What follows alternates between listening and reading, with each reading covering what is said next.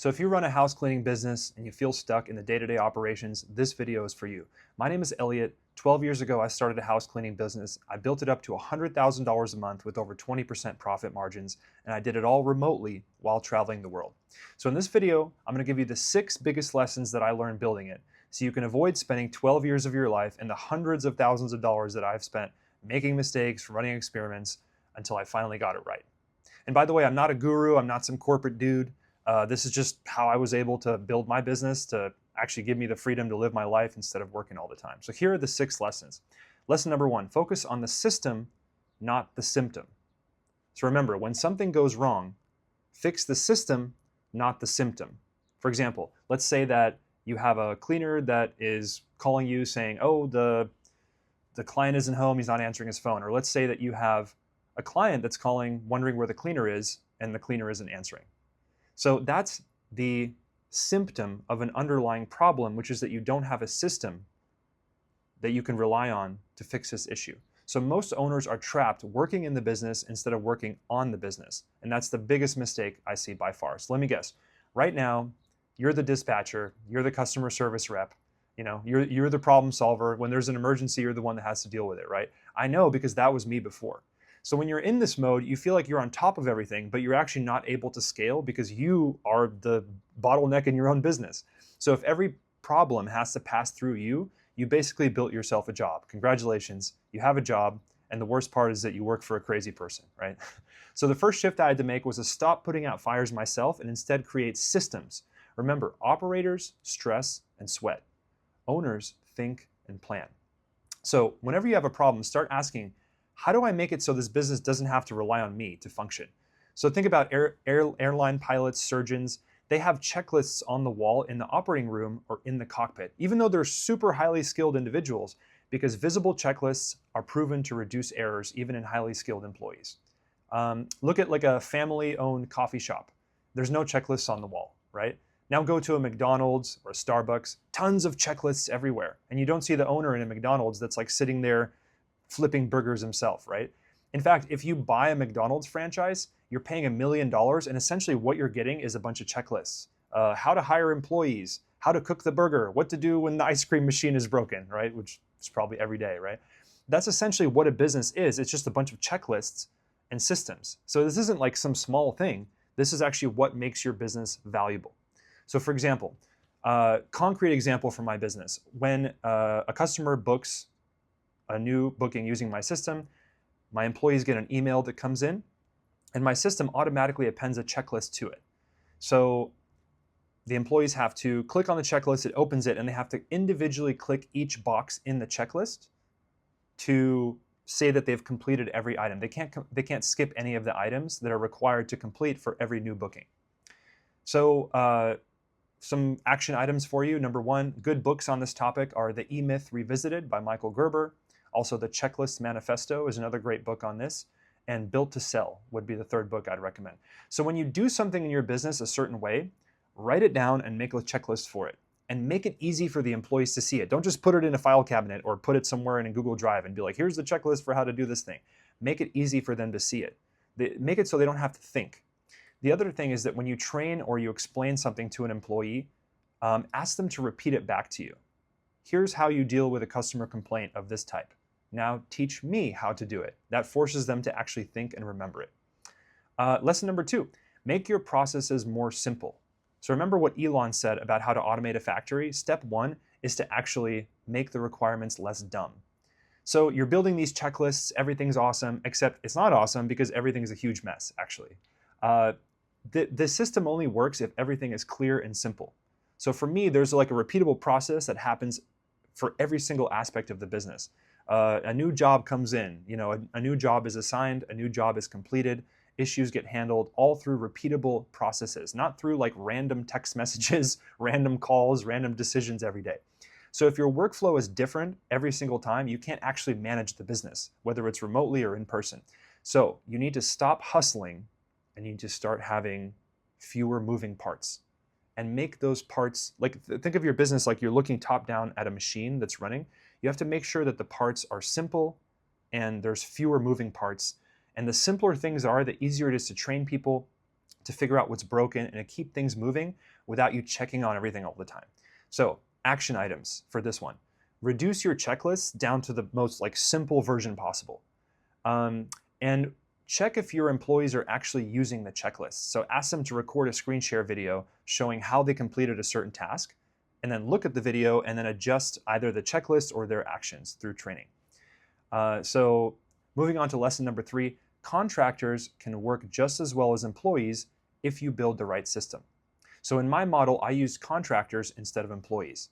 And that gives you the flexibility and it makes the business a lot simpler to run. So a lot of owners say contractors are unreliable. I haven't found that to actually be the case because I build systems for quality control, for communication, for setting the right expectations, and also for consequences when things go wrong.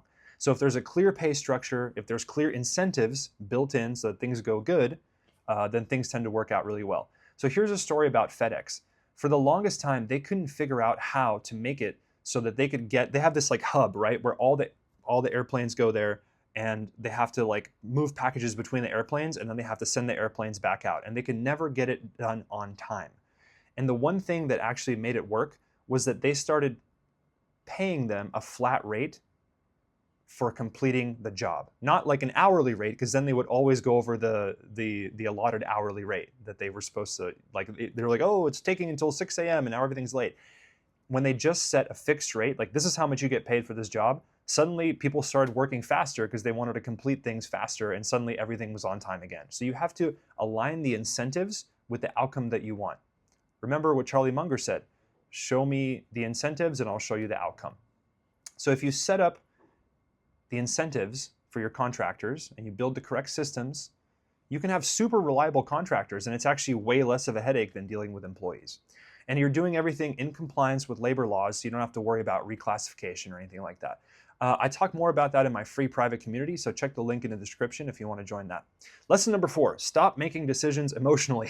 A lot of small business owners handle every complaint super emotionally. They get annoyed, they panic, they over-refund, they under-refund, they make inconsistent decisions. This creates chaos for your team and it confuses your customers. So for me, what helped is just having simple rules, like how do we actually handle complaints of every different type? When do we offer a reclean? When do we offer a refund? When is the cleaner responsible? Or when is the customer being unreasonable? Once you stop making those decisions from scratch every time, the business is way easier to run and it practically runs itself. Your team gets clearer, your customers get more consistency, and you stop draining this energy every day on the same kind of problems over and over. So your business shouldn't run differently based on whether you're motivated today or not. It shouldn't speed up because you feel inspired. It shouldn't fall apart because you're tired or distracted or traveling or just not in the mood for this. This is what systems are for. Again, checklists, standards, simple workflows, clear communication, clear follow-up, clear numbers. The goal is not to build a business that only works when you're at your best. The goal is to build one that is a system that keeps moving even when you're not, right? Because motivation is not this stable thing. Your mood is unstable, right? Real businesses need something more stable. They need structure, they need systems. Everything gets easier then. You stop feeling like you have to carry the whole thing on your back, right? So action items for this would be, again, to write down everything that you do in your business, get it out of your head, because if it's in your head, you don't actually have a business. You're just you have your job and you're the one that's running everything, like this big crazy orchestra. And instead, you want to delegate everything to the point where there's clear systems and that people can do it easily.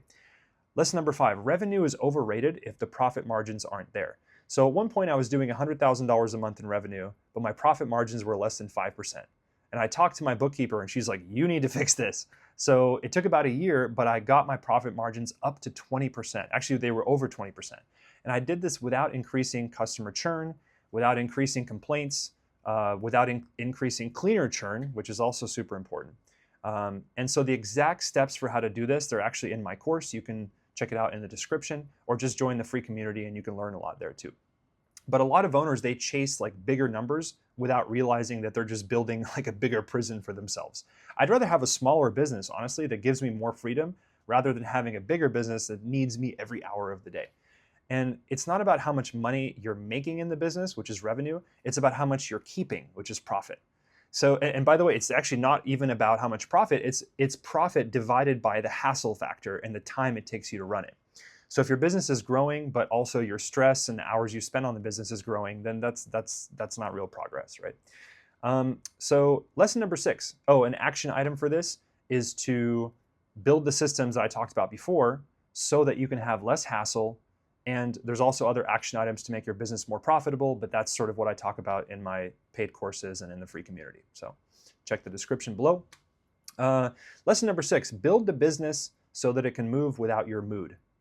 Again, that's the most practical thing I can say, is that think of your business as a machine that runs. Like when you're driving your car, it's not like, I don't feel like driving you here today. What? No, it just works like a machine, right? That's how the business needs to be. And so if you take all of these steps and you take all these lessons, it essentially boils down to this. Build a business that depends, that doesn't depend on your constant involvement, and instead one that can operate without you having to be in the middle of every decision. That's what gives you freedom, not some like magic hack or guru strategy or like just run these type of ads. Like this stuff doesn't work.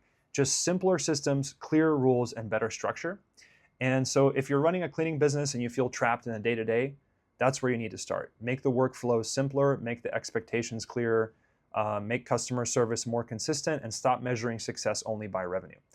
Because a business that pays you well and gives you your time back is worth more than a business that looks super cool online. Look at my screenshot, look how much revenue I'm making, but it actually owns your life behind the scenes. So those are the 6 lessons. Again, whatever, like, subscribe, blah, blah, blah. Also have a free community thing where you can like learn more stuff. So check the description for that, and I'll talk to you soon.